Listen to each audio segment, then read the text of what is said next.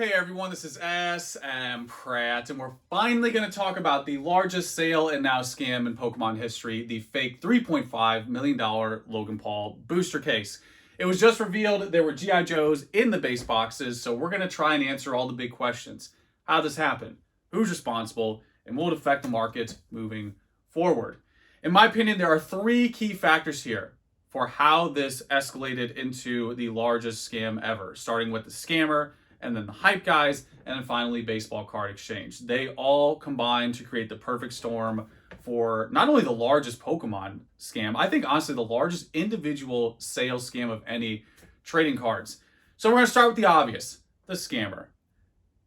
It feels like ages ago there was a listing posted on E4 and pretty much everyone was like, yeah, this is a classic too good to be true. You have like this low feedback seller from the middle of nowhere. Might as well have been Charizard Baller 69, Triple X 420. Their bio said, tape it up, vape it up, hashtag big moves, hashtag entrepreneur. Their interests were going to Target, to scalp ETBs for $10. Like, that's the caliber of person you were dealing with for this initial listing. It just reeked. Ton of red flags. Like, just right out of the gate, it just looked like the classic, way too good to be true. And if that's not enough for you, the scammer themselves provided multiple origin stories, plural. They gave you a choose your own ending. They gave you options. They gave you the choice to choose which story you wanted to believe, which fake story you wanted with the fake case. One of them was they went to an estate sale with their sister, smoking darts as you do in Alberta, and they just happened to trip and fall over the holy grail of sealed booster cases in Pokemon. And then like, no, hang on. Actually, my grandparents, I think, gave it to me. No, wait. I think I found it in an attic. So you had three choices there of which bogus story you wanted to go with this bogus box. And to really hammer this home, for anyone who's new watching this, if you haven't been in Pokemon for a while, we really have to talk about how improbable it is to not only just have a first edition based box at this point, but especially a case. I've been in the game 15 years, and I've done deals with everyone and their dog, every major player, even ex-WotC employees, companies and media companies that work directly with WotC that would get product before it even hit the shelves. Like, all of these deep state connections and people still could not produce a first edition base booster case. Even when you go to Gary, who has the most verifiable, or at least most legitimately known first edition base case, he openly talks about how back in the day, he had to go out and drive to different states. Like, go outside, which is a foreign concept to a lot of Pokemon collectors, and then get in a car and go to different locations to get a box. Like, we're talking about practice. We're talking about a box, not even the case. That's what Gary had to do. And Gary is someone who probably put in 99.9% more effort than the average person back then with Pokemon, and the proof's in the pudding. Still to this day, he's the only known or most verifiable example of a first edition base case, and that's the effort you had to do back then to achieve it. You're not gonna just go outside and look down and be like, oh, there's a Pikachu illustrator, or just walk and stub your toe and be like, oh god, just keep stubbing my toe on these like trophy Pikachu cards, or look over your shoulder in your peripheral vision, be like, oh, yeah, that trophy Kangaskhan just hanging out over there in the tall grass. That's just not how it works, and it'll never work that way. When it's too big, too good to be true, when in doubt, don't. It's one of those things that's so obvious. For most people on E4, they figured out right away, and they're like, yeah, this is way too good to be true.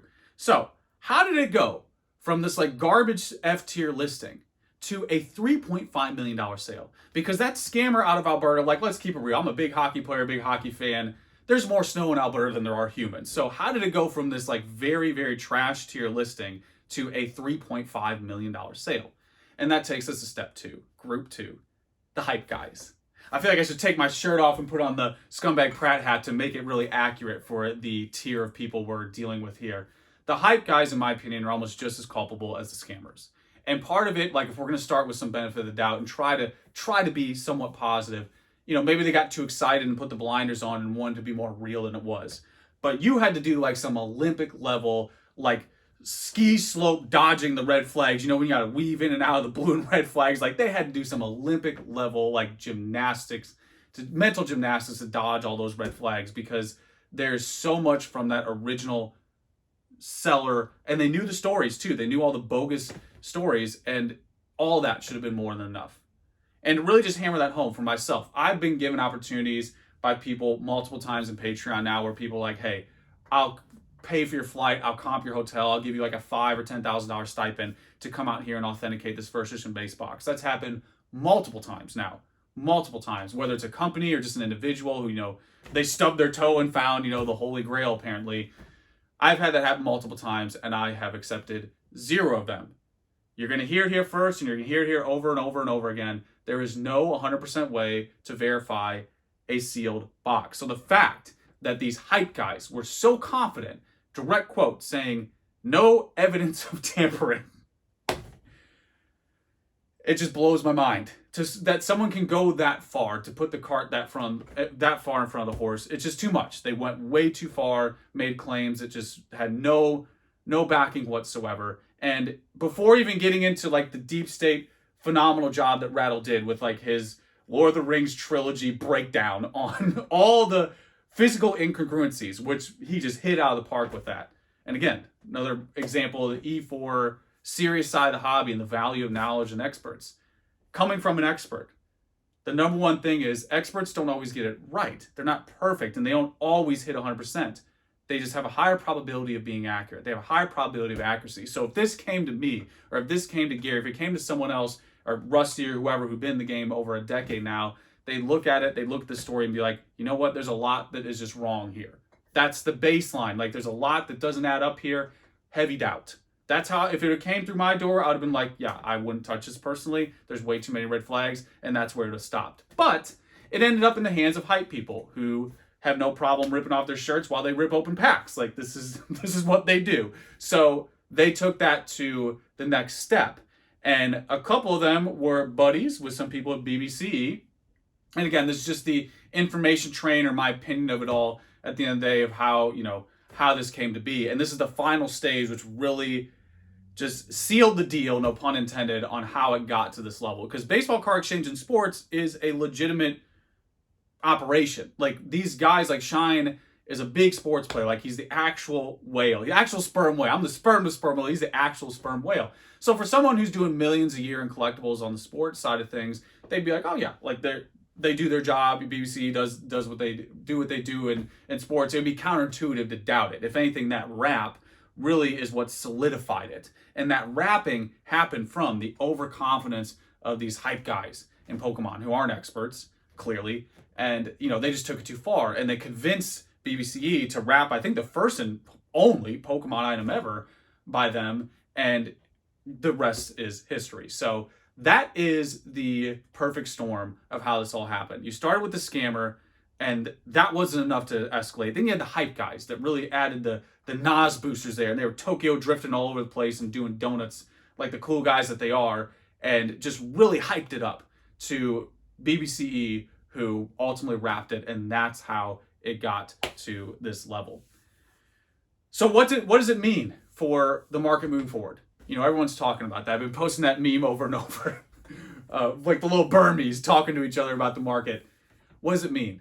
I think ultimately what it's going to do at the end of the day, macro perspective, it's just going to provide more exposure. That's really it. That's the big number one answer, is that it's just going to provide more exposure for the hobby. The people involved, hopefully the refund chain goes all the way through, because I think that's the right thing to do after it's all said and done.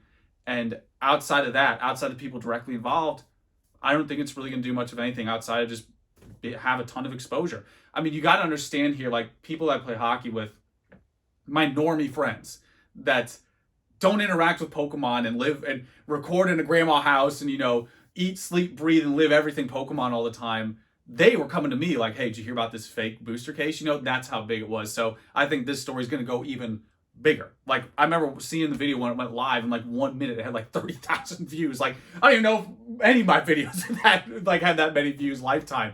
So that's the level and the escalation. It's just going to go way beyond Pokemon, and it's going to hit a lot of people, probably even hit like national news. I mean, it's that big of a situation. Like, I've been in here 15 years, never seen anything like it. I've never seen such a perfect storm, and the right, wrong people involved all the way through. And that's the final thing. We got to give a shout out to the people who really just keep this hobby on track. One of the Achilles heels about Pokemon is there is too much hype at times. Even Rudy's talked about that. And that's because you got a younger demographic. Like, I'm always trying to be positive and give you some realistic positivity out there. The guys like Leon Hart and all them, they do so much good for the hobby. And, they really like talk about broadcasting to like the younger audience in a way that I couldn't. Like I'm just too much serious guy, like too much into the details in the grandma house. Like I'm not it. Like I'm not the thing. I can't open my mouth that wide. It's just not my thing. But there are people out there, there's role players, and those are the ones who, they promote the hobby for the younger crowd and they broadcast it in a wider way. This wasn't that. These guys aren't that thing. These guys are very, very selfish, egotistical people who care about themselves. And if anything, they really reinforce the negative stereotypes of nerds and, the negative stereotypes of Pokemon collectors being like the basement dweller man children. And yeah, that's not what these guys are. These guys are not the like good hype in the hobby, whatever you want to call it, to do the pack openings and that are a lot of fun for a wide range of people, new collectors, younger people, whatever. That's a good thing at the end of the day. The bad hype is when you're trying to pose as an expert. You're trying to pose as if you know what's going on. And when you pose this hard, it can fall this hard as it did. So at the end of the day, E4 is always hitting that bullseye. I mean, E4 has more experts there than any outfit in all of the land.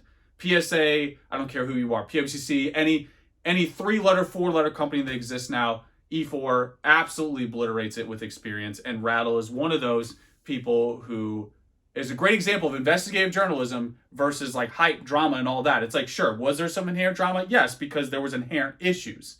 And that just, naturally becomes drama because there is a real problem here. So I really just wanted to end on that and just like give thanks not only to Rattle, but all the people who take this hobby seriously and that don't get the blue check mark, that don't get the upvotes, that don't even get the views. Even for me in my grandma house, I'll never get the views that these blue checkmark guys do. And that's because what these people on E4 and what the actual experts are doing isn't sexy. It isn't sexy, but it's very necessary and it's very important. And here's a great example of it. And, I'll just end with one of the smpratisms that hype comes and goes, fundamentals never die. If you went through this with the perspective of just breaking down like what's wrong and everything, again, if it came to me, I would just been like, yeah, there's way too many red flags. I'm not interested in this. I wouldn't advise anyone to buy this. There's so many red flags. You have to like ski slope through, and again, it was the wrong people involved that escalated it to the level it was. And the one true trend you see through and through is not one single expert was involved from beginning to end. Not one. Pretty much when this was posted, you probably go dig it up. If you want to go dig up the thread there on E4 when this was posted, pretty much everyone and their dog was like, yeah, that's just a classic too good to be true. We've seen it 1,000 times. So there it is. That is the Logan Paul fake $3.5 million booster case. I can't believe this is reality. There it is. And we finally got the reveal. It's finally been confirmed. Thanks again to Rattle and everyone else on E4, and honestly everyone in the hobby who really does a lot of the unspoken, unappreciated work, that really keeps us all on track at the end of the day. Because it's really easy to open your mouth these days and open up packs and, do the constant, whatever you want to say, like hype stuff. That's a very easy thing to do. This is where it really matters. These guys saved you saved Logan Paul $3.5 million. Like, Rattle should get a cut. E4, the people at E4 who did something here deserve a little kickback or at least a little shout out. Can we get a little shout out or something? So there it is, guys. This one's a juicy one. So as usual, you know the deal. Let me know how you feel. That's pretty much it. Till next time.